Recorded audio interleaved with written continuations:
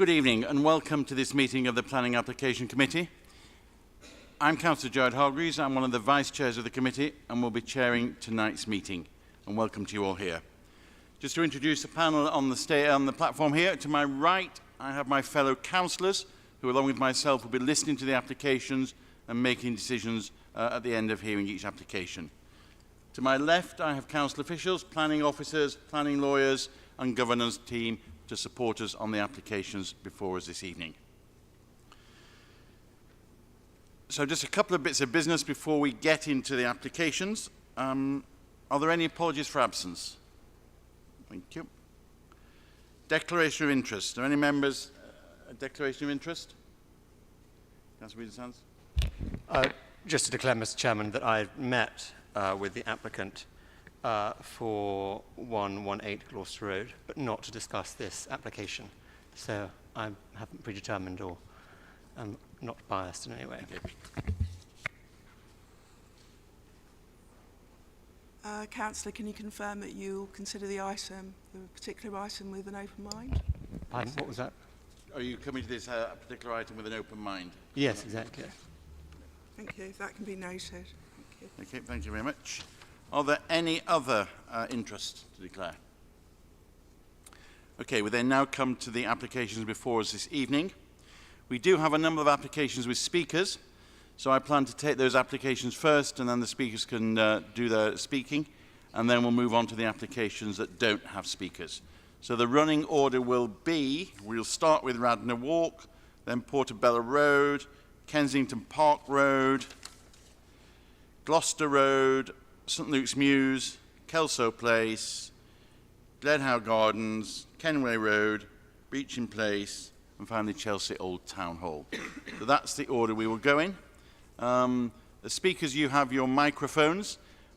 Because we have a fair number of applications before this evening, I would ask you please to stick strictly to time, and I'll be pretty strict in asking you to finish when your time is up. So the first case we move to is 40 Radnor Walk, and I'd like to ask the officer who's going to present that to take us through it, please. Thank you, Chairman. So this application is seeking permission for two-storey infill extension, alterations to windows and provision of a terrace. This is the area view. The application site is number 40. As you can see that there is a variation of rear extensions along this group of buildings. You can also see the adjacent properties, 38 and 42 already features roof terraces. This is the photographs of the site. On the left-hand side, we've got the existing rear extension, rear elevation. In the middle is the existing stairs, and on the right is an existing upper ground terrace. Then this is the existing terrace at number 42. As you can see on the left-hand side, an existing terrace at number 38 on the right-hand side. This is the view from number 38 towards the application site. As you can see, there's an existing chimney which is proposed to be retained as part of this application. And in the background on the left-hand side, you can also see the terrace of number 42. The existing and proposed rear elevation, the existing on the left-hand side and proposed on the right-hand side.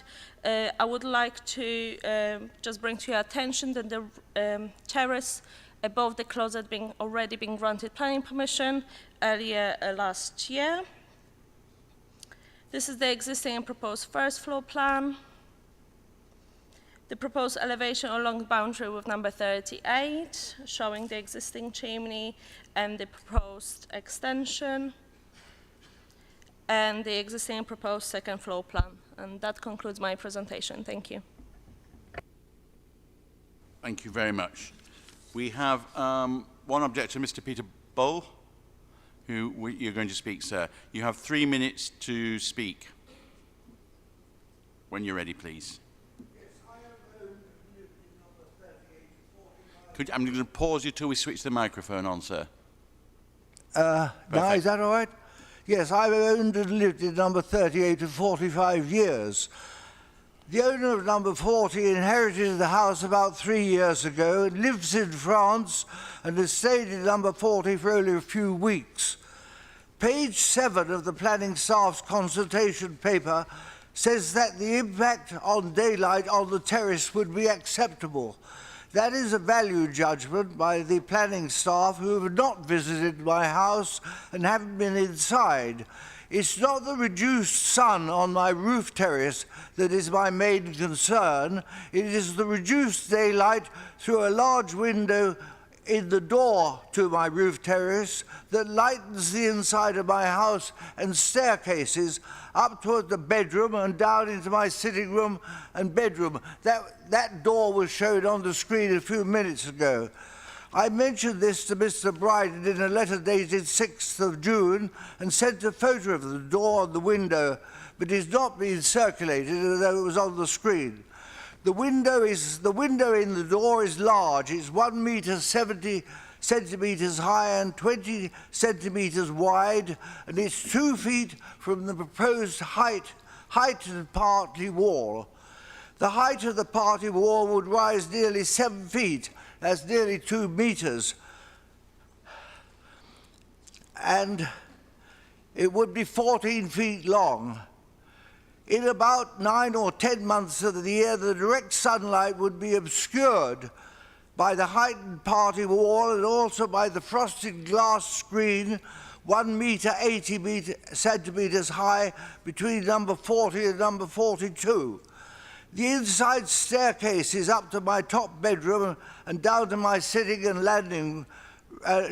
and landing would be severely darkened, especially on winter and spring days. That would result in a severe safety hazard on staircases.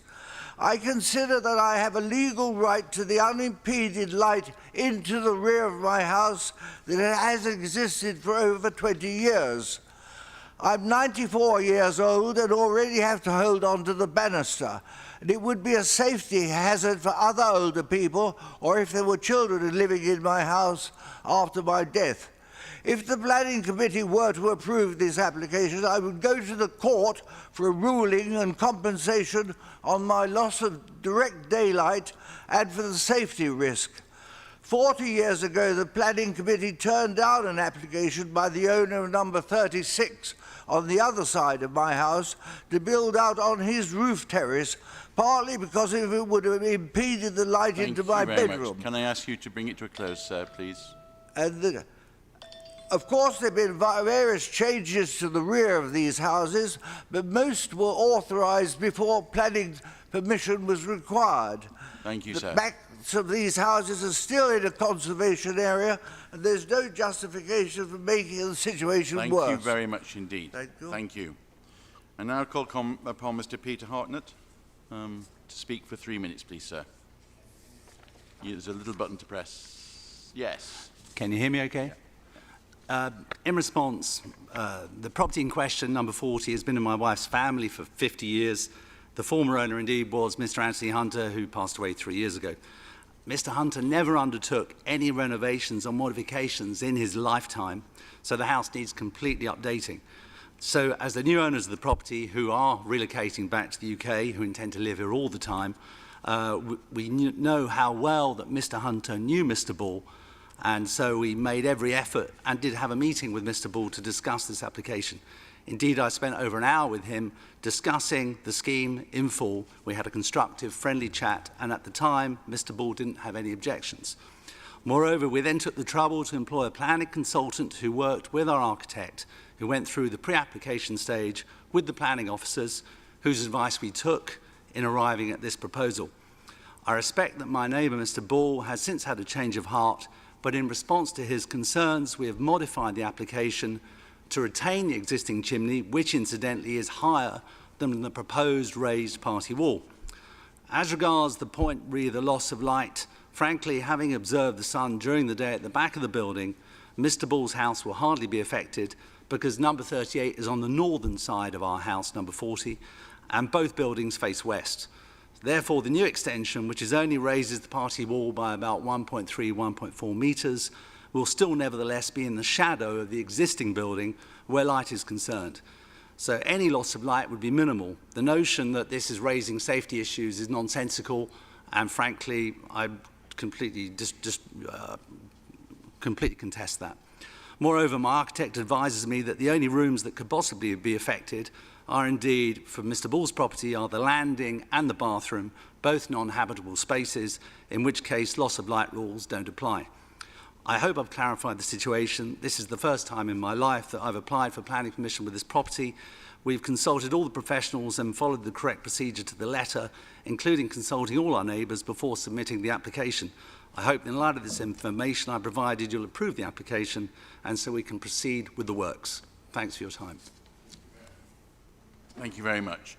I will now ask my fellow councillors if you have any questions from the two speakers. Any questions for the speakers, please? Just very quickly, Mr. Chairman. A question to Mr. Bull, because obviously the applicant is disputing what you said in terms of how it affects your light. Could you just clarify your understanding for us of what would get blocked off? My house faces southwest, and the sun rises in the morning over number 40 and 42. But it rises in the 7 or 9 months of the year, it rises over the top of number 42, which has a higher roof terrace than 9. With a frosted glass screen on that terrace, 1.8 metres high, the path of the sun would be obscured by the screen for many months of the year, particularly in the darker winter months. In the summer months, there's direct light, so there's no problem. But for most of the year, the sun shines into the window, which is at the back of my house, which is 1.7 metres high and 20 metres wide. Yet the glass screen and the heightened party wall would obscure the direct sunlight passing over the top of 42 into the back of my house. Okay, thank you. I sent the photograph. Thank. I sent photographs here to show the big wall window, but it hasn't been circulated, although it was on the screen now. Okay, thank you. We've got those in the papers. Thank you very much. Thank you. Are there any other questions for the speakers? Thank you very much. So could you turn your microphone off, please? Great, thank you. We now have a chance to ask questions of the officers. Would any members of the committee like to ask questions of the officers? Mr. Burton, yes. Yeah, I just want to check in. You mentioned already in the papers, but I would like to hear it now as well. You heard from the resident that the loss of light is impacting them a lot. What was your analysis on that? So in terms of the loss of light, the property number 38 is to the north of the application site. So in terms of the sun orientation, that's the direction. There won't be much of the reduction in daylight. There is also already an existing chimney, which already has some impact. The screening from the terrace that's been mentioned, already been granted permission earlier, so it's not part, it's been granted permission earlier. And in terms of the extension, it might be helpful if I just go back to one of the plans. Yes, hopefully you can see it on this screen. So the photograph on the right-hand side is the existing photographs taken from number 38, looking directly at the chimney breast, and then there is the proposed elevation on the left-hand side. The extension will extend approximately 2 meters high and will be 4 meters deep, but it will be located below the existing chimney. So in our assessment, we've concluded that it would be an acceptable impact on the residential amenity. Cool, thank you. So just to confirm, from the application that's before us tonight, you don't see any loss of light or significant loss of light? No, because significant, those previous applications granted on the... No, so as part of this application, the new extension is a material consideration that you have to take into consideration and make the assessment of this extension. There will be some loss of daylight, but given the context and the size and scale of the extension, it would not be harmful. In addition, the windows that will be affected are not habitable. There are windows to a staircase. As you can see, the door on the right-hand side, and there's additional window which serves bathroom, I believe. So in Okay. terms of the impact on the habitable rooms, that's not the issue here. Thank you. Any other questions for the officers? In which case then we now need to move to make a decision, and you will see that on the pack it is recommended the committee grant planning permission with the conditions listed in section 8 of this report. Would all those in favour of granting permission please raise your hands? Would those against please raise your hand? In that case, an application is granted. Thank you very much. Can we now move on to the next application, 100 Portobello Road? Who's going to present this for us, please? Thank you.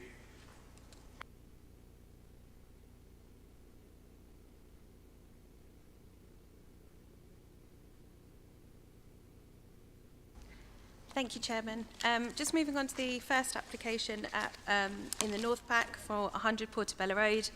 This is for a change of a shop front that we've granted planning permission for with fixed windows, and they're proposing to have openable ones, and it has been installed on site. So just turning to the plans, you can see the as-granted planning permission at the top and the as-built below. So the difference is that these doors are now bifolding. Here is a photograph showing the front of the building as built. The officer recommendation is to refuse and enforce. The recommendation we'd like to slightly update to be refuse and for officers to take appropriate enforcement action if that is the conclusion of the committee, because we think there may be a slightly different option open to us, but it wouldn't affect the outcome of our overall recommendation to refuse. So thank you, Chairman. That concludes my presentation. Thank you very much.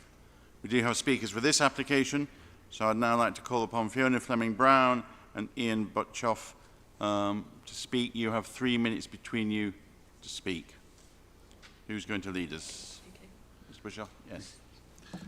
When we moved into our flat, the building opposite was a one-storey antique market that only opened 2 days a week and closed at 6 p.m. Demolished, rebuilt as a 3-storey building with an additional basement. Briefly reopened as an antiques market, subsequently closed, and was refurbished as a 7-day-a-week restaurant with a late-night alcohol and music license. I'd received no notice from the council, nor indeed did I see any application on the frontage of the premises about these important changes. When Zephyr opened, our lives were blighted by constant noise and nuisance, from early morning deliveries to late-night revellers leaving the premises as late as 2 a.m. with no supervision or outside security. For a year, we had terrible sewage smells as a direct result of their inadequate plumbing arrangements. When I approached the owner, I was told it had nothing to do with them, later proved wrong by Thames Water. Their pump was back-pumping sewage along Portobello Road because it was wrongly specified and used. Last September, to our added dismay, the fully folding doors were illegally opened, revealing a full restaurant playing loud techno music that invaded our flat, even with windows closed. It was impossible to sleep.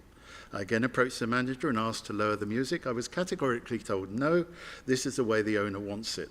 These opening doors are totally unacceptable, unneighbourly, and to even suggest that a precedent was set when the former antiques market occasionally opened a single bifolding door to allow goods in and out is egregious in the extreme. Thank you.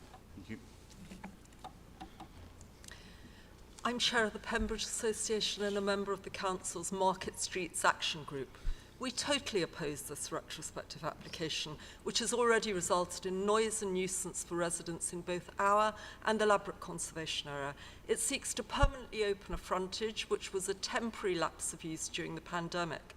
It's unfair to residents for all the reasons Mr. Butchoff and other objectors state, to contravene CL5, but if granted, it will also set a disastrous precedent for noisy open frontages along Portobello. This will be detrimental to the character and charm of the area and its wider settings. We fully endorse the officer's report, which robustly sets out all the local policies which agree with this statement. Zephyr was formerly the Good Fairy Arcade. It's in the heart of the Antiques District. It wasn't designed as a restaurant, as it has a loud acoustic, a low ceiling which reverberates sound, and it's situated on a narrow, low-built part of Portobello Road with two densely occupied social housing estates, Portobello Court and Longlands Court behind and next to it, and other flats opposite. These residents depend on open windows and small balconies to ventilate their flats in summer, coinciding with when Zephyr opens its 5 bifold doors completely to the street. This is contrary to the rest of the retailers, where traditional wooden frame shop fronts with inoperable windows conforming to CL10 are the pattern. All the adjacent licensed premises have sound limiters, closed doors and inoperable windows. Thank you very much. Thank you.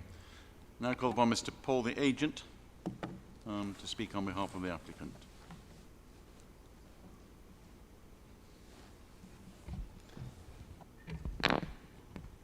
Firstly, on the design issues, we acknowledge that RBKC has shopfront design guidance, but Portobello Road has a wide variety of shopfronts, many of which have openable elements of varying proportions, including a history of arcades which have larger openings at street frontage.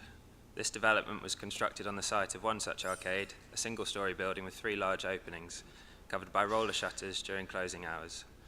This site does not have a history of a traditional shopfront, such as those opposite and on other stretches. Furthermore, the site sits as an isolated unit rather than in a terrace of overriding conformity, and therefore does not have adjacent shopfronts which the openable elements read inconsistently with. It is not read as part of the parade opposite, but in a sequence of setback residential buildings and the corner public house, both of which are markedly different and with different relationships to Portobello Road. Hi, my name is Lenara Bramley-Fenton, and I've been allowed to speak by the applicant, Mr. Paul. I am an employee of the occupant, Zephyr. We propose that the doors will be held to the same conditions as a summertime terrace table and chairs license. The doors will be closed at 10 p.m. We are happy to have conditions placed on the doors to ensure that the neighbours are confident that we are operating with their living conditions in mind.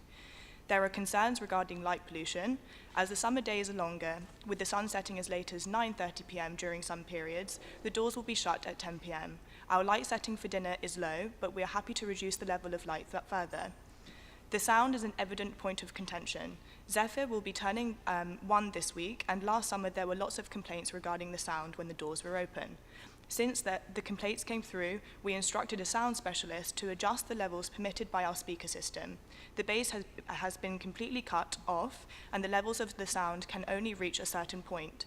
Having said that, should the doors be open during the summer, we are happy to turn off the music in the front and side speakers of the restaurant.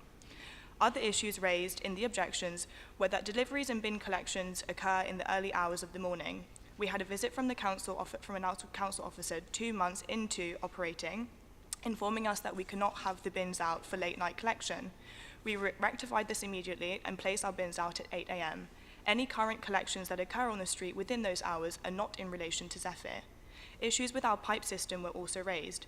I have personally been liaising with Council Officer Philip Richardson, and I am confident that he would say we have been active and willing to find prompt solutions and have since made drastic improvements to matters that were in relation to the building's initial construction of the pipe network and not us. To conclude, post-COVID, there has been a need to support the recovery and success of the street, which is a key policy priority, and the Council's support of al fresco dining as part of this. We have previously put in an application to build an extension that reaches the building line to accommodate... I'm going to have to bring you to a close. Yep, extra outdoor seating, which was refused. However, hopefully this will prove that we are trying to recover and success of the street post-COVID. Thank you. Thank you very much.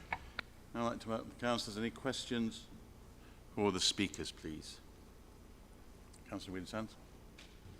Just to the applicant, thank you for coming in. I'm just curious, it's obviously a retrospective planning application. I was wondering why you hadn't applied before putting the bifold doors in.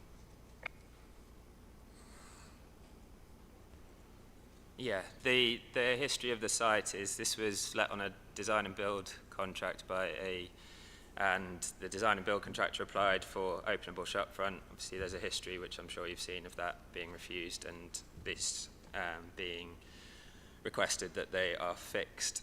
That was not communicated properly to the developer and owner, and it was subsequently operated as an arcade with these open, and then let as a restaurant with these open. And it was only in the beginning of 2023 where we got the enforcement notice, again through directly to the owner, and then it made it that far. And we've therefore taken steps to regularise. Thank you. Councillor Retty? Thank you, Chairman. Question to all the objectors. So you'd be happy if there's a closed glass door, or if there's no music or regulated music, for example, maybe until 10 p.m. or something you That's a question to the objectors, yes. Yes, yes.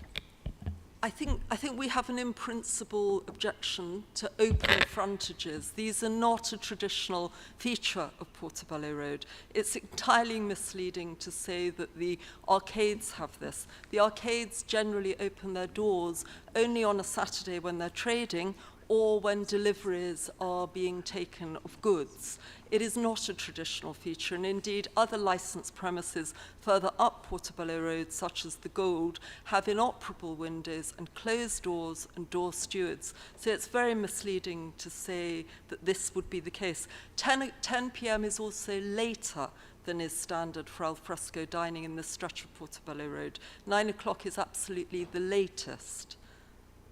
This is a very aggressive application, and we feel that Zephyr has a perfectly viable business without opening its entire frontage. All the other restaurants manage this on this stretch of Portobello Road. It in no way diminishes what they offer, but it does diminish the peace and quiet for residents. Thank you.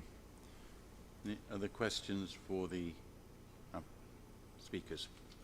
Okay, thank you very much. We now have a chance to ask the officers any questions. Again, Councillor Retty, yes? Yeah, thank you. Fiona, question is, obviously, in terms of the music, we could regulate that using licensing principles, but any open, open structure would obviously have sound impacts, because the noise always comes back to the opposite side. So is there anything that we, I mean, looking at the application, it says, you know, it's contradicting the actual condition. So I'm not sure why we can't enforce a closed door or a window, why it has to be open shop front. Yeah, that's one of the reasons we're recommending refusal. So the first reason is the unsympathetic design and the fact it's an open shop front in terms of its appearance. But the second reason is the concerns around the impact on noise, light pollution and other disturbance. So that is one we have. We don't think that there is a solution for it through a condition. Hence, that's why we are recommending refuse and subsequent enforcement action. The actual timing of the music is more an issue for licensing, though, isn't it? That's not something we are concerned with tonight. Yes, that's correct, Chairman. So there's no conditions relating to noise that we could put on this to mitigate. Right. Okay. Any other questions for the officers? Okay, we now need to come to make a decision, and you'll see from the report it is recommended that the committee refuse Planning Commission for the reasons set out in section 8 of this report. All those in favour of that recommendation of refusing, please raise your hands.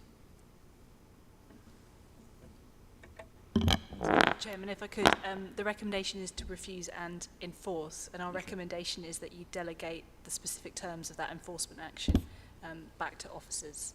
So I think we should probably vote on that as the recommendation rather than just simply to refuse, if that's okay. Do you want to do it again then, please, so we're clear? So, what are we refusing? So the recommendation is to refuse and enforce, but the specifics of that enforcement action, which is what we would require the applicant to do to rectify the shopfront, the specifics of how we go about that, you would delegate back to officers to deal with.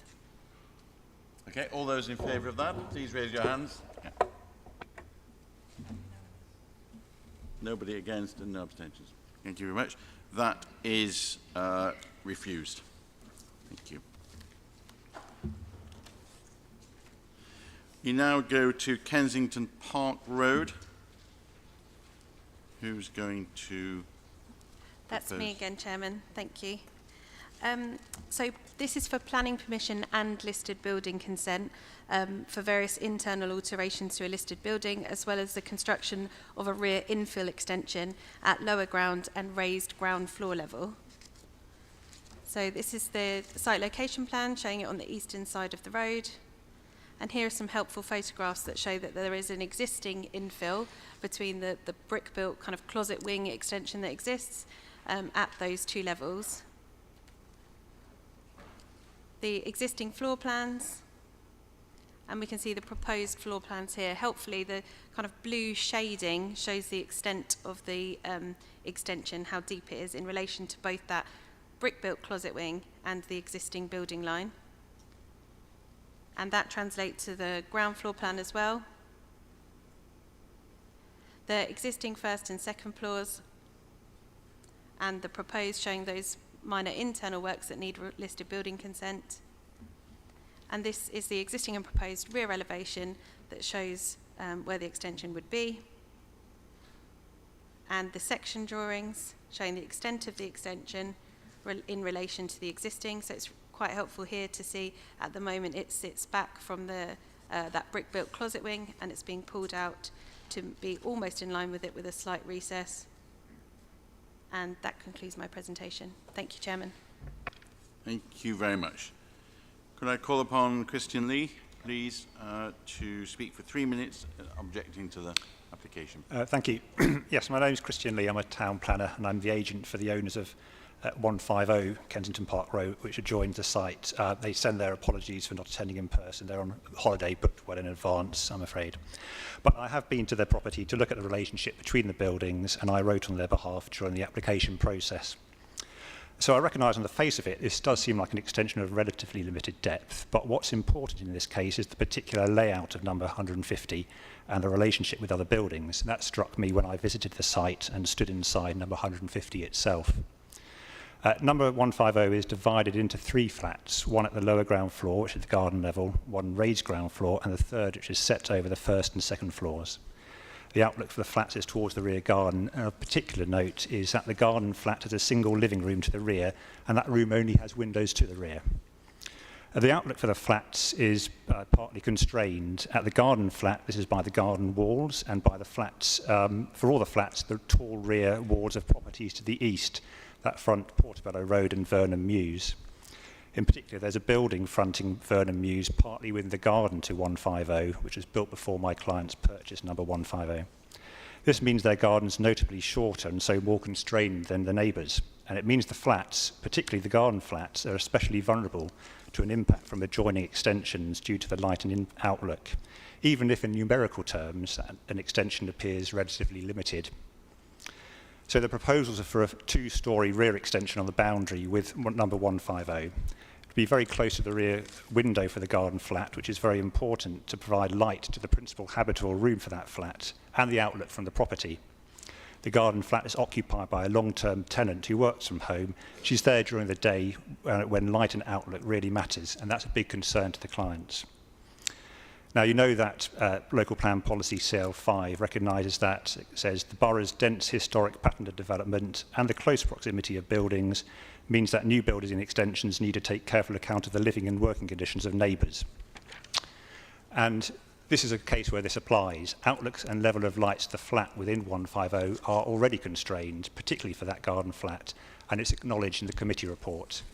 My client's concern is that the depth and height of the proposed extension will be directly on the boundary, and this would have a materially worsening effect on the levels of light to the flat, and the height and the proposed extension will be unduly dominant in the outlook from both the garden and the ground floor flats, and the Ladbroke Association did raise concerns regarding this effect on amenity. So, in conclusion, we consider the 2-storey addition of the party wall is not a neighbourly form of development, and it would be overbearing to those living in the flats at 150. So we ask you to make the same judgment as we do, and that permission is actually refused for this. Thank you. Thank you very much indeed. Could I ask Claire Stevenson, please, the agent? 3 minutes, please. Our proposals at 152 Kensington Park Road allow for the restoration and alteration of a Grade 2 listed house within the Ladbroke Grove Conservation Area. Our proposals have special regards for preserving and upgrading the listed building and the features of special architectural interest.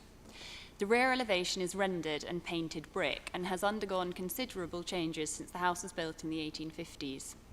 The ground and lower ground have already been extended out in line with the neighbouring property's rear extension. The replacement conservatory and closet wing were added in circa 2004. The rear elevation has undergone a greater level of alteration and is largely invisible from the public realm.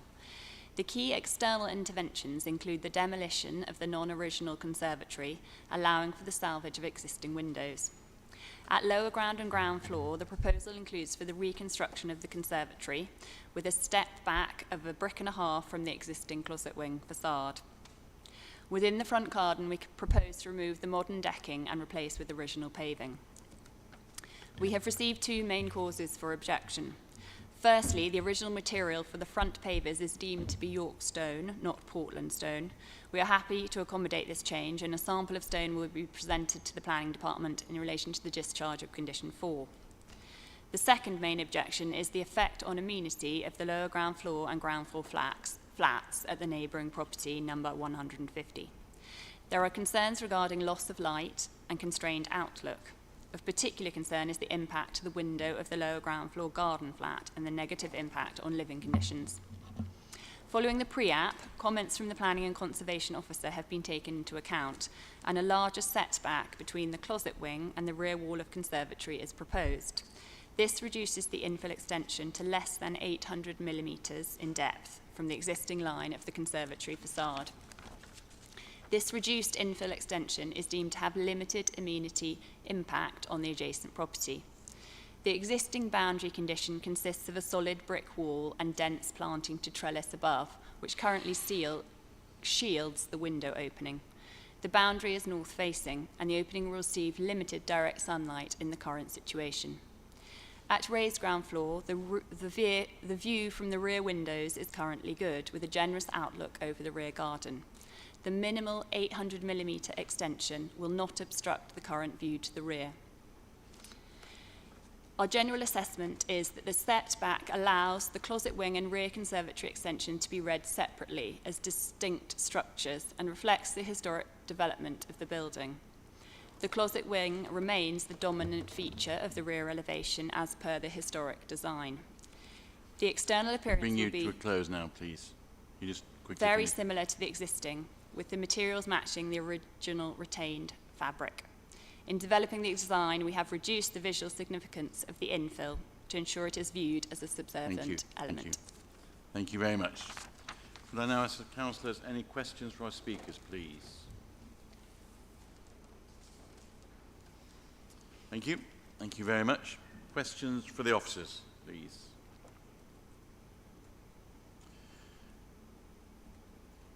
The bit about the Portland stone, is that something we can condition or put in, or is it all enough in? We've got conditions relating to the materials that were requested by the Conservation Officer, and we've also got conditions relating to flood risk that kind of link to that. So in the submission of details, we've asked for a sample of the new stone for all the external landscaping to the front. So we're satisfied that we will have enough information once we get to the point of that relevant part of the works. Okay, all right, thank you. And can you just, this garden flat next door, you've obviously looked at that in terms of light. Obviously you've got that in the report. Can you just reinforce that, please? Yes, absolutely, because that was a key consideration when we were looking at it, especially after the objections were received. You've got the properties at the moment are pretty much east-facing, so as the sun rises, it kind of goes around the back of the terrace first. So that reduces the amount of light that would be lost. You also have that existing boundary treatment between the properties that was referred to by the speakers. So we've got a high boundary treatment and vegetation. Even if that falls away, a 2-metre high fence is likely to exist between those properties at all times, which would cause some enclosure, loss of light at the moment, the way it's set up. So the change for us of the additional 80 centimetre depth isn't so harmful as to warrant a refusal. Whilst we completely appreciate that it's a delicate site situation, there's no harmful loss in our opinion. Thank you. Any other questions? Okay, then we need to go to make a decision on that, and you will see that the recommendation to the committee is to grant planning permission with the conditions listed in section 8 of this report. Those in favour, please raise your hands. Yes, yeah. Any against? So that is granted, and then we need to do the linked application with that.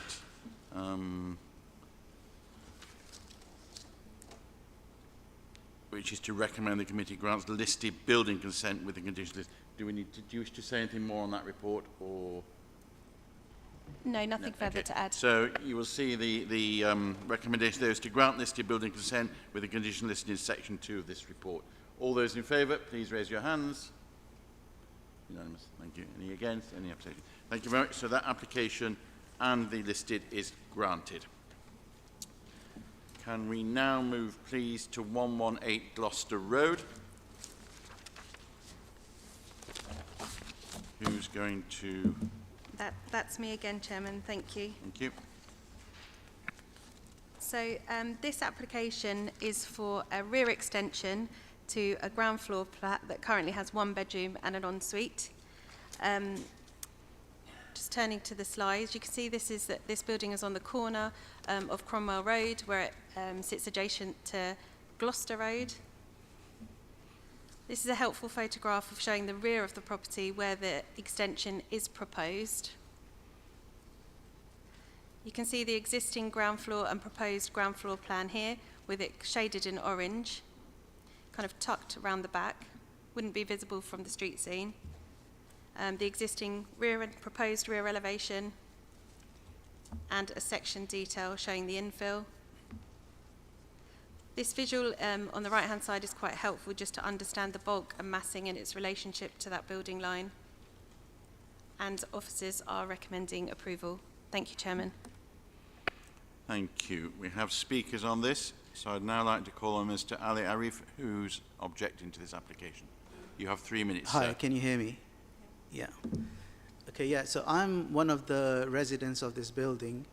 I'm representing the 2nd, 3rd, and 4th floors, the long-term lessees, and between us we make 50% of the residential tenants of this flat. What I'd like to say is that, you know, we've lived in this property for about 30 to 40 years, and during the last 2.5 years, the building has been a permanent construction site. Even now, if you look at our reception, and you know the state of the reception is like there's dust everywhere, and you know it's in a really bad way. In fact, I'd like to invite the members of the committee to come and visit our property. One thing that I want to say is that, you know, it's not about just this particular application. I want the planning department to not just look at this application in isolation. There is a pattern, you know, there's a bigger picture that you need to have a look at, because there are numerous applications, planning applications that have been put in, which are frankly, you know, pretty, controversial. One of them being putting a billboard on the side of the building on the outside wall of my flat.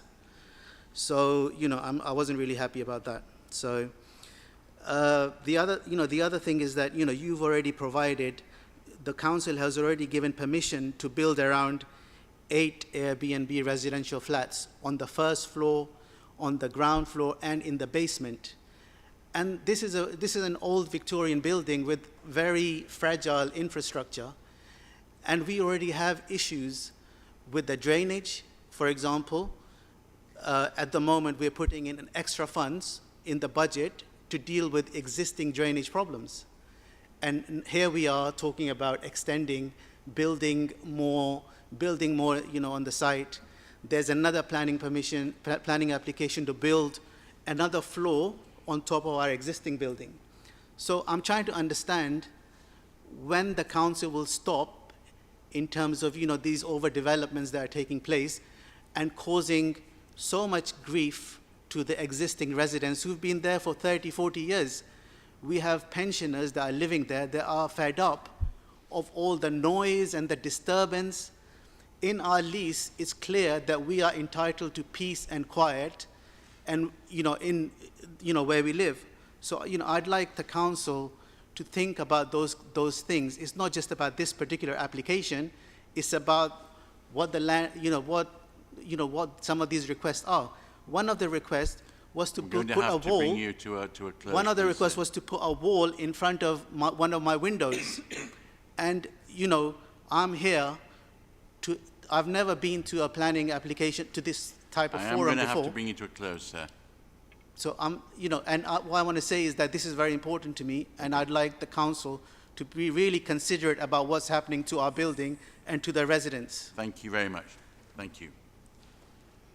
I now ask Mr. Kadem or Mr. Stamos, the applicant and the agent. You have 3 minutes between you or with one speaker. Thank you. Okay. The proposal concerns a small single-storey extension. Could you just speak a little more into the microphone? Yep.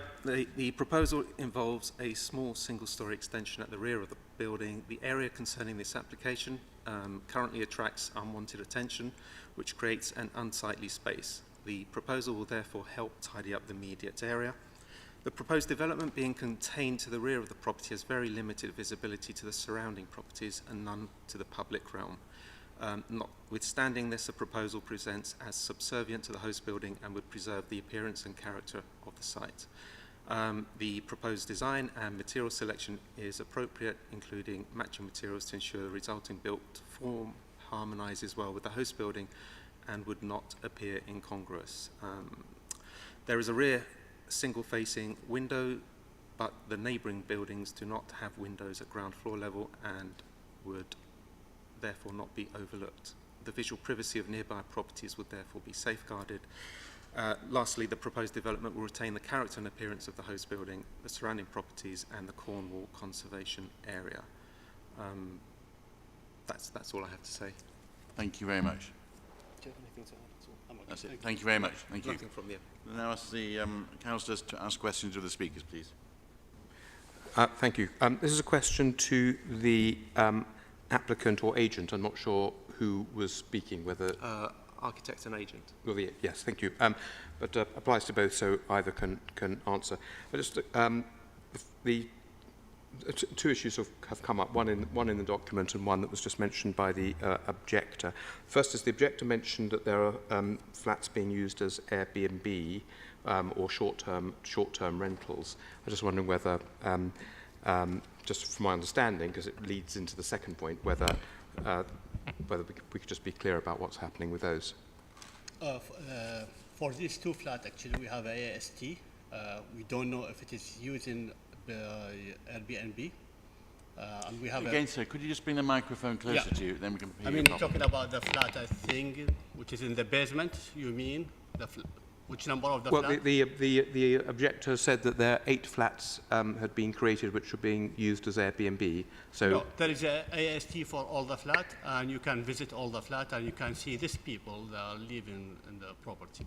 Thank you. Thank you. No, that's clear. And the second one, which is, I happen to know the site because it's actually, I think, from the records that we've been given from the rubbish people, it is the worst rubbish dumping area in the whole ward, and I'm not sure quite what the reason is for it, but I saw that there was, in the document, there's a provision for a vault where rubbish would be stored. In total in this building, because obviously this is adding 1 bedroom, so it's adding 2 persons to the overall stock of rubbish. But overall, what is the number of bedrooms or people who are the occupants of the whole building? Are you talking, sorry, sir, for my side or for the other long leases? For my side, at the moment, in the first floor, there is a 4 flat, 1 bedroom, and in the basement there is a 2 flat, and we're creating the one in the ground floor. Yeah, so I mean, and the object mentioned there's also the second and third floors or fourth floors as well. But look, there's obviously a number of people. I was just wondering whether, in order to help us make your building as respectable and smart as possible, it's a very important location because there's the post office, which is very heavily used by people. It's the main approach to the Gloucester Road tube station. I would be quite interested to make sure that that the rubbish storage arrangements are compliant with the council's standards, so that there is good amount of rubbish storage there. Would you be, if this was going to head to be granted, would you be content to accept a condition that officers could ensure that the rubbish storage facilities were in accordance with the size of the property overall that you're creating? Obviously, this is only one unit for it, but overall, we just want to make sure keep it good. The rubbish storage facilities are controlled by a condition so that officers can make sure that they are adequate. Yes, sir. We have 2 places in the basement for the rubbish, and don't forget this is the main road for the Gloucester Road for many people, which is they go through and they through the rubbish. But one of my suggestions was to create or to hire a company, private company, and to collect the rubbish from the building. This is one of the other suggestions. But for us now, we have 2 big storage in the basement. So, look, I think we're probably going along the same track in happy agreement.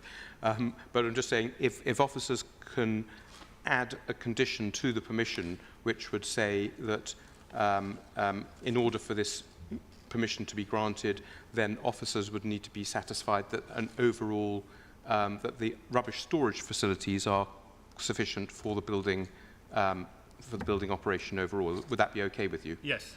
Thank you. Can I just add, sorry, during the process of the application, the applicant has actually organised, as he's mentioned, a private waste collection company, and the signed agreement of this has actually been sent to the council as evidence. So that has been put in place, and there is a dedicated vault at lower ground floor for rubbish storage, and this was illustrated as part of the application for which this flat was originally granted. Thank you. Thank you. Any more questions from the councillors? Okay, thank you for your speech. Any questions to the officers?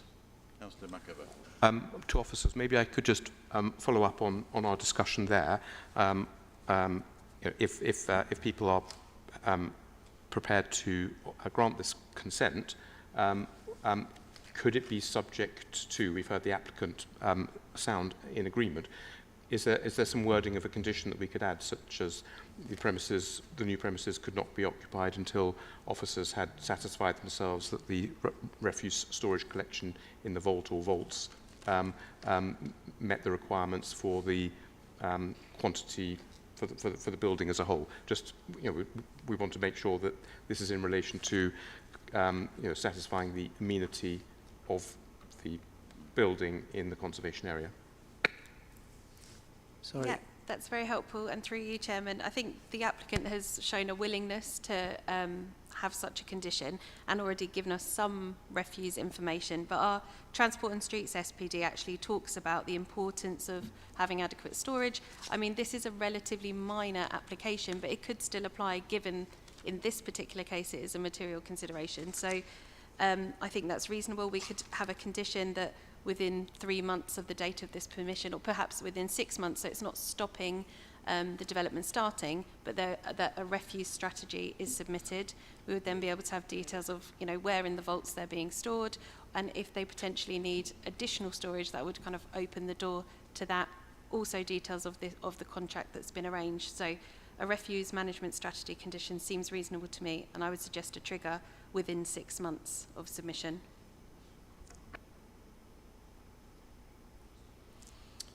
Thank you, Mr. Chairman. Just to quickly clarify on that point, would that condition cover all uses of the building? Because obviously a lot of the waste is coming from the Amazon drop-off place. So just to clarify, that would cover everything rather than just this flat.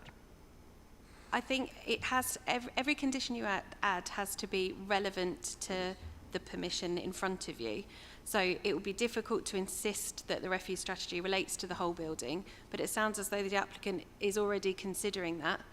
So I think a refuse strategy, and then it goes into details of how the management of the building is. I think it would be difficult if they came up, with a strategy for the building for us to then say necessarily it's unreasonable, but just to have oversight and an understanding of that, given that it is a material consideration in this case, I think would be positive, given the applicant is on board as well with that. Sorry, can I speak? You have had your chance. We did ask you questions. So Sorry? I'm going to have to say no, I'm afraid. If I give you more time, I've got to give the other side more time. So I'm afraid that's how I have to play it. Thank you. Any more questions from the councillors? Okay, so do you need a proposal to include that amendment, don't you? Yeah. Is that correct? So can Yes. one of you please propose that amendment? Seconded, Councillor Whedon-Sands. All in favour? Thank you. With the amendment that yes. Yeah, so that was just the amendment we're doing. We haven't come to the vote yet, just the amendment. Okay. Any other questions for the officers? I mean, this is obviously tonight we can only look at the application in front of us. I understand what the objectors were saying, that there are lots of things going on, but it's only this application. The dust all that is not part of this application. But are we confident that we have enough tight conditions on this application to do with the building and the design that is not going to exacerbate an already bad position if we, from what the objector is saying? So this, again, you're absolutely right that it's just relating to this application and this permission. All others need to be considered on their merits when they arrive. But we do have the Code of Construction Practice, which gives us confidence that, the noise and disturbance would be limited as far as practically possible under planning legislation. And we, will carefully consider all other applications that come, fully consult with neighbours, and it may well be that any future applications are in front of this committee at a later date. Okay, thank you. So we need to go now to put this. Councillor Burton, did you want to speak? So one final question on the back of that, because one of the issues raised was around accessibility, etc., and you felt confident that that was not impacted during the works. Could you just clarify that a little bit more? Officers have no concerns regarding to accessibility, given it's on the same floor plate as the existing and at the same level. I don't think this particular unit is fully accessible because it's positioned at lower ground floor, but it is on the same level as the existing flat that it serves. Cool, okay. To go to make a decision on this. So with the additional condition, it is recommended the committee grant planning permission with the conditions listed in section 9 of this report. All those in favour, please raise your hands. Those against? Unanimous. So that is granted. Thank you very much indeed. Can we now go to St Luke's Mews? And who is going to present that to us, please? Thank you.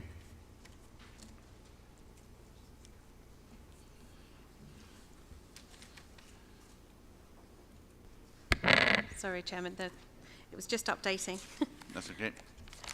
So, planning permission is sought at 15 St Luke's Mews for a replacement mansard roof and other alterations to windows at the rear. The full description is in your pack.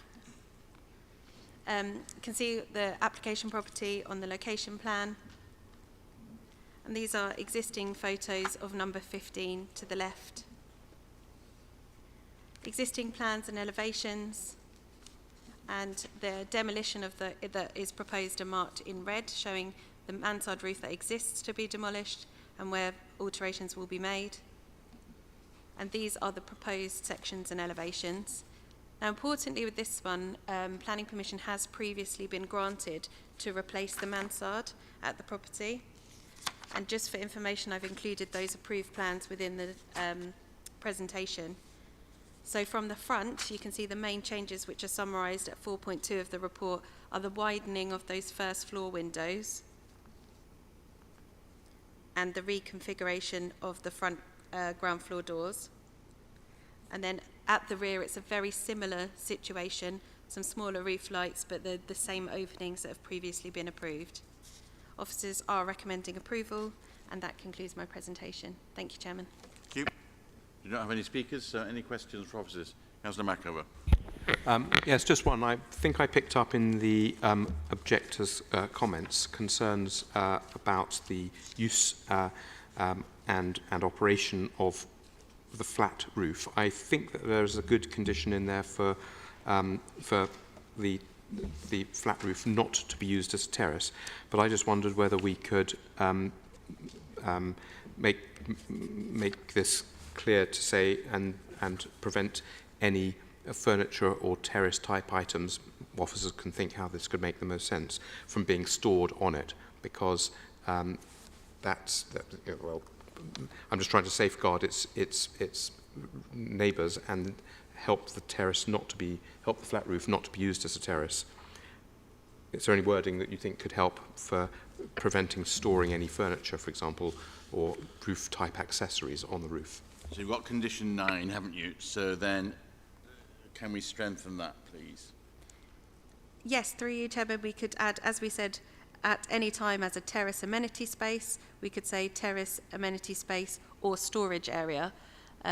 Just for belt and braces, I think that's very reasonable. Thank you. Any other questions for officers on this application, please? Do we need that proposing statement? No, just not on that. Because it's just, okay, so we now come to the decision. It's recommended that the committee grant planning permission with the conditions listed in section 8 of this report. All those in favour, please raise your hands. With additional, yeah. Those against, please raise your hand. Any abstentions? Thank you. That is granted. Thank you very much. We now move to 1 Kelso Place. Who is going to... That's me again, the Thank final you. one, and then you can have a break from me. Thank you. Yeah. Thank you. So planning permission at 1 Kelso Place is sought for the construction of a new basement underneath the property, and a rear extension. And I'll show you that on the plans. A couple of minor points that unfortunately haven't been picked up in the addendum report. We would like to add 2 conditions to this, so sorry to do this verbally, but one, a Grampian style condition that makes sure they reinstate the footway. So at the moment they're converting the garage and losing the space, and we would like them to remove the drop curb and restore it to allow for additional space on street, and we have a condition ready drafted for that. And we would also like to add a condition to provide a section detail from the basement, an updated section detail. At the moment it's clear that it's a single story from the construction method statement and everything else. We just want to confirm that the height is acceptable. So it's those plus those 2 conditions. And I'll just turn to the PowerPoint now. This is the application site on Kelso Place. Some site photographs of the building similar to its neighbour. I mean, importantly, that top left-hand image, you can see that number 2 has a similar arrangement at the rear to what's proposed here. This is the proposed site plan. Basement floor plan showing what will be provided, a games area and a bedroom. And you can see the light well proposed to the front. And this is the existing and proposed rear elevation, a similar design and arrangement to its attached neighbour. Section details. And these visuals, and I think that helps you see the context and the resultant development. And this is the garage to the rear and the drop curb that we are suggesting we reinstate by condition. Officers are recommending approval, and that concludes my presentation. Thanks, Chairman. Thank you. Questions, please, the officers? So could we have a look at the cut through of the building that actually shows the basement as well. There's no overflow of the new basement into the garden, or there is no garden actually. So the basement is limited under the footprint of the main house. So you can see the kind of existing rear additions and closet wing that will be built up, and it's underneath the main house. It will have light wells, but that's what it is. And then the garden kind of patio area that I was talking about, the garage at the back being and the reinstated footway, that won't be built upon. So it's just under the original footprint, which complies with our basement policy. Cool. And you mentioned that you're going to ask about the depth of the height of that extra floor. Does that also take into account the depth of the pool?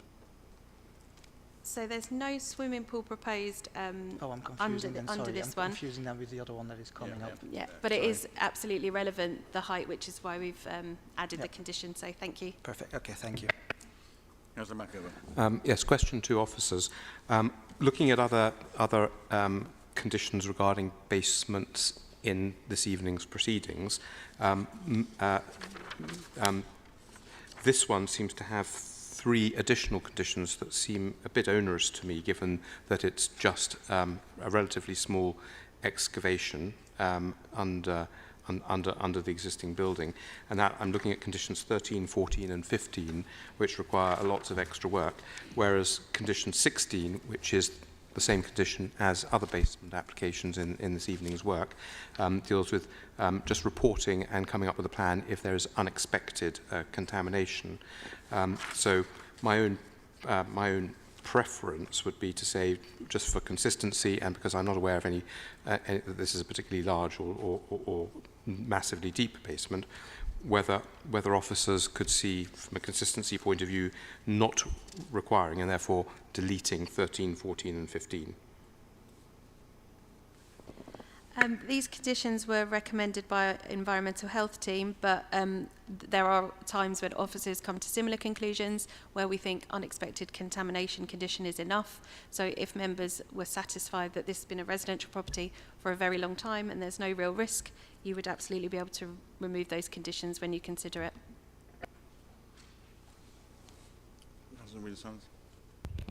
One of the objections mentions a threat to a tree.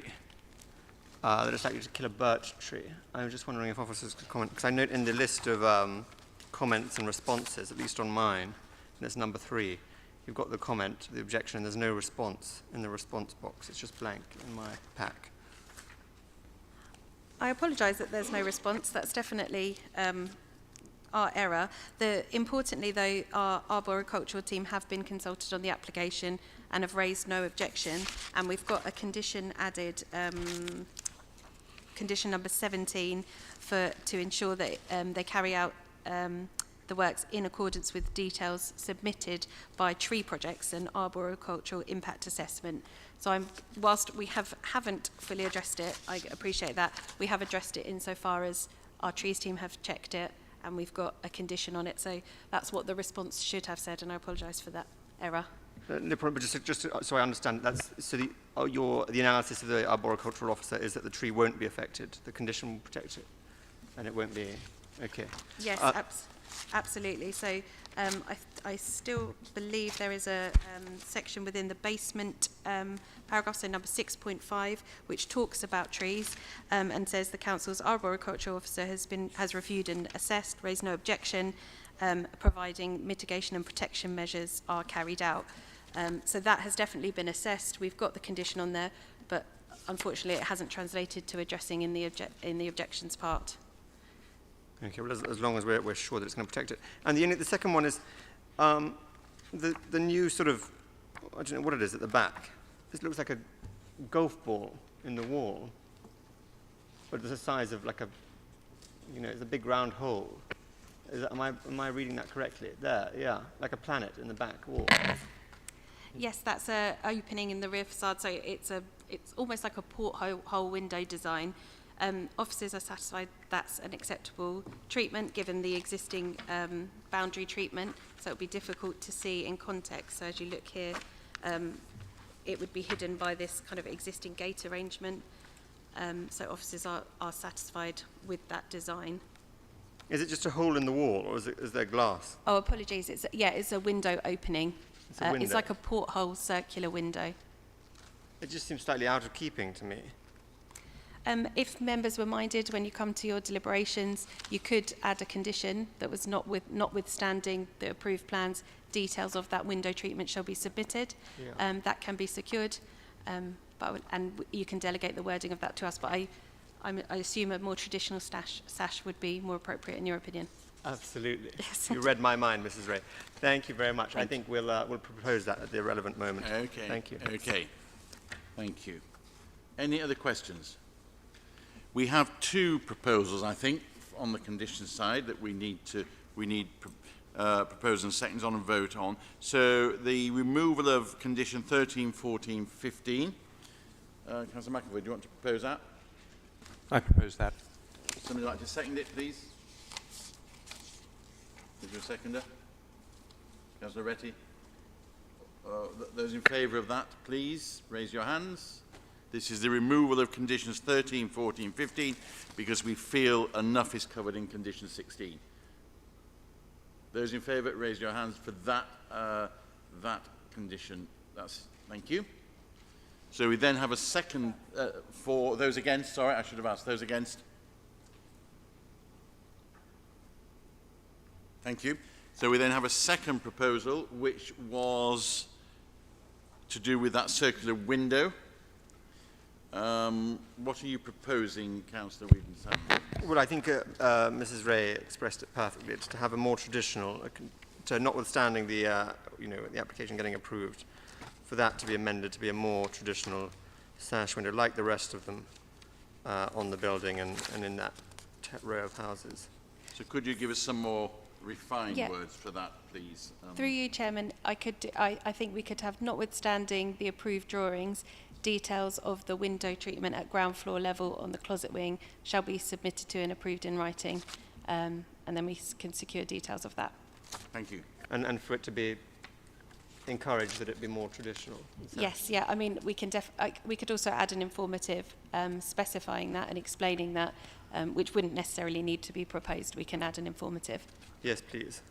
So, Councillor Winston, you're going to propose that? Yeah. Seconded by Councillor McAvoy. All those in favour of adding that? Unanimous. Thank you. The two conditions that you mentioned at the very beginning, do they need to be voted on? Those will be. Yeah, that's our recommendation to you. So the summary would be those two conditions, deleting 13, 14 and 15 and adding the condition relating to the window treatment. Okay. So it is recommended, committee, can we go to a vote, please? Recommended the committee grant planning permission with those two additional conditions and the conditions listed in section 8 of this report. All those in favour, please raise your hands. All those against, please raise your hand. Any abstentions? No. Thank you very much. So that is granted. We now move to the Masonette basement at Gledhow Gardens. Who's going to propose that, please? Thank you, Chairman. So this application is seeking planning permission to enlarge garden area at lower level, install a retaining wall, and create a patio area at the lower level. I would also like to recommend an additional informative just to remind the applicant of the Party Wall Act and the Party Wall Agreement. I'm sorry that wasn't a part of the addendum report. So this is the site location plan and the existing photograph of the site. On the right-hand side, you can see the area where the proposed patio is being proposed. So it's just the area over here. Hopefully you can see my cursor. We've got the existing and proposed rear elevation, the existing and proposed side elevation, existing and proposed lower ground floor, and then, sorry, that was lower ground floor, and then this is the existing and proposed ground floor plan. And that concludes my presentation. Thank you. Any questions by members on this application? In that case then, we should go to a vote. It is recommended the committee grant planning permission with conditions listed in section 8 of this report. All those in favour, please raise your hands. Against? That is granted. Kenway Road, 32 Kenway Road. Are you doing that one again? Thank you, Chairman. So this application seeks permission under Section 73 to remove Condition 5 of previously granted permission from 2015. I do apologize, there is an additional condition that we are recommending. The condition is to ensure that the screening would be implemented and the screening shall be retained and maintained for the lifetime of development. So this is the area view. The application site is marked with red dot, and the square around it is the existing rear terrace. You can see to the north is the window of 34 Kenway Road, and then the photograph on the right-hand side shows the screening from number 34 already installed. We've got the existing floor plans and elevations, again showing the screening along the boundary of number 34 on the floor plan on the left, and then on the elevation on the right-hand side over here. And that concludes my presentation. Thank you. Committee, any questions of officers, please? Councillor Burton. You pop your mic on. Thanks. I understand that in the past they have already tried to remove that condition, number 5, that was refused, but that was dismissed at appeal. Could you explain more what happened there, please? Yes, absolutely. So the removal of that condition was, as you said, previously refused and dismissed at appeal. As part of the inspector's decision, it was outlined that the metal railings that was installed in the premise at the time of the visit shown that the proposed plan did not form part of the appeal.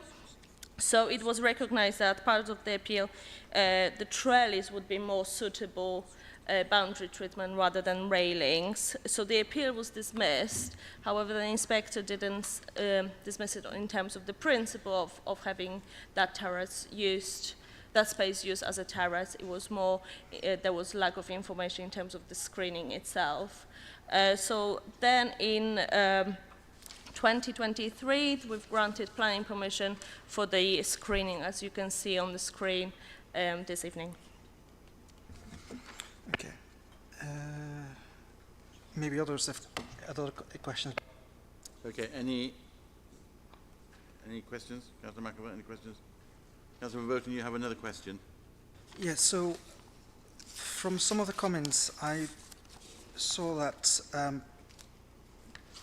there's a lack of enforcement because some of the planning decisions had to be, basically the applicant had already gone forward. Could you explain that a little bit more, what happened there? In terms of the enforcement investigation? Yes, indeed, because here it says the owners went ahead and built against the planning agreement. Unfortunately, I don't have the information what the enforcement investigation entitled. It might have been the use of the space without planning permission, but the applicant is trying to apply for it now. Unfortunately, I don't have the information of the enforcement investigation. Okay. And that would not apply to this application anyway? That's correct. Okay. Any other questions? Okay, can we now move to make a decision which will include the additional condition that you came up with? So the recommendation is to grant planning permission with the conditions listed in section 8 of the report, plus that additional condition. Those in favour, please raise your hands. Those against, please raise your hand. 3-2. So that is granted. Thank you. Can we now go to breach in place? Thank you, Chairman. That's again me. So this application is seeking permission for a basement, lower and ground floor extensions and associated alterations. This is the area view showing the property outlined in red. Some photographs. On the left-hand side, we've got the existing front elevation, and on the left is the garden area and the light well. Then we've got some photos of the rear elevations, photo of the existing access to the lower level from the garden area. Then we've got the existing lower ground floor plan on the left-hand side, the proposed basement in the middle, and then the proposed ground floor plan on the right-hand side.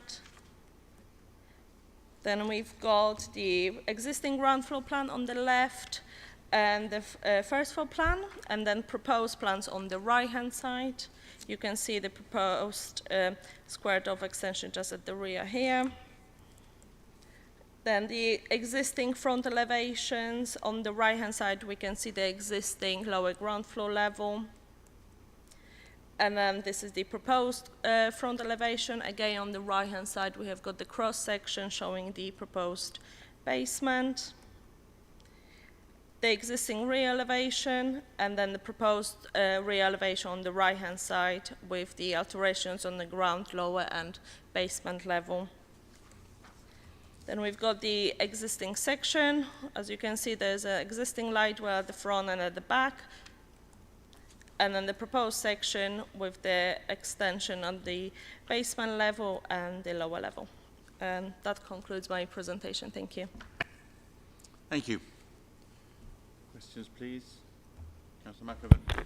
I was just going to point out that this one, I'm not objecting to it, but there's only the contamination unexpected clause, although it's a much, much bigger, deeper basement than the other one.